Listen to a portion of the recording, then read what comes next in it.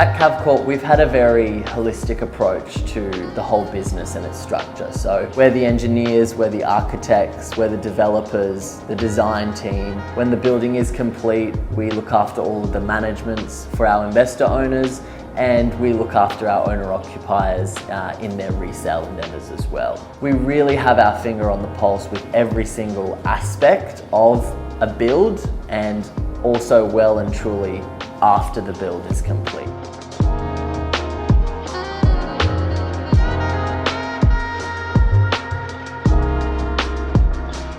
As the building starts to take shape, it has also really generated a lot of local interest too, not only for the building, but also the whole precinct that we're creating. This is going to be unlike anything Australia has ever seen, and we're so excited to be at the forefront of this whole lifestyle change that Newstead is going to experience once Luminare and the Long Island precinct is finished.